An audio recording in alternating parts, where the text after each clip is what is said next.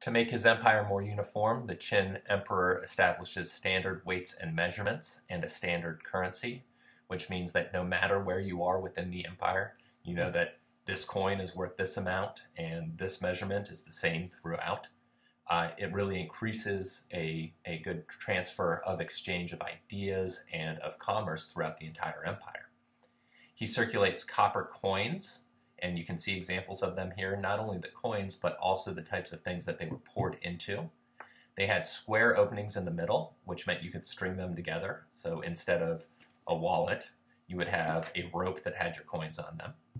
Those coins had simple etchings indicating what their value was.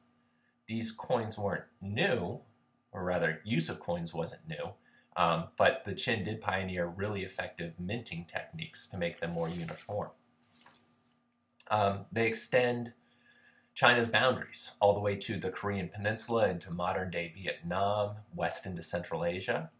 And one guy by the name of Han Fei, who is initially a kind of minor minister, brings ideas of legalism that we talked about in the last lecture into the administration. So these guys come to value written law codes, administrative regulations, really inflexible punishments, more than ritual or ethics. So not a Confucian approach here, not a Taoist approach focusing on spontaneity and natural order, but one that's very inflexible and legalist.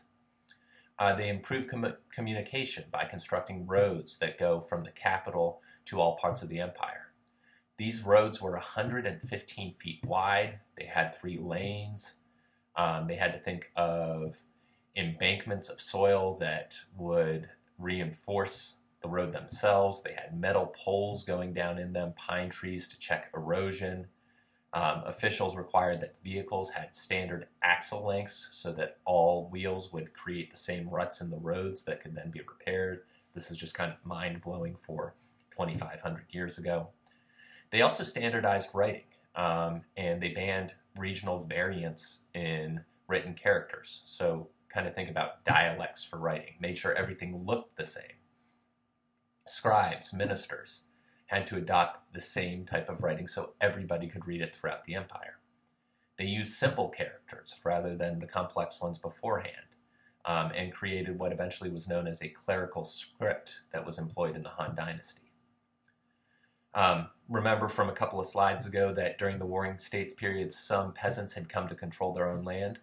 Well, the Qin government now issued rules for working on fields. They taxed farming households. They conscripted, they basically drafted laborers to bring even more land into agricultural cultivation. Peasants who worked their own land paid only a small portion of their crops in taxes, but they're the bedrock of the Chinese Empire, compared to, say, slave labor that we would see in Greece and Rome. They do well. There are massive agricultural surpluses, and that encourages lots of long-distance trade. Merchants come to inhabit huge cities, which evolved into market centers instead of like fortresses and military centers. And these merchants sold all sorts of things. We have evidence of obviously food, but lots of weapons like we saw in previous slides, metals, horses, dogs, leather, furs, silk, salt. All these things are produced in different regions and traded throughout the entire empire. And a bonus for the government, as these things get traded, they can tax those as well. There's a pretty balanced relationship between the interior of China and also really with folks living outside until about 215. And the people who live to the northwest, if you scroll back and look at the previous slides that have the maps, you can see the Xiongnu up there. These were nomads who regularly kind of went into the boundaries and raided. And the first emperor regularly sends troops against these Xiongnu to seize their pasture lands and to secure the land for settlement, and builds more roads connecting the frontiers. One of the things that probably you kind of know about relates to the top left image here, and I guess I didn't point them out. We got the coins. The image in the middle is a standard weight that would have been used. But this emperor also directs conscripts and criminals who are treated more or less like slaves to start building a huge defensive wall along the northern border. This is the beginning of the Great Wall of China, although it's north of the current wall and it's constructed more than 1,000 years before it, but an attempt to hem those outsiders out of China. By 211 BC, the Qin have settled 30,000 colonists outside of China proper into what we call the Eurasian steppes.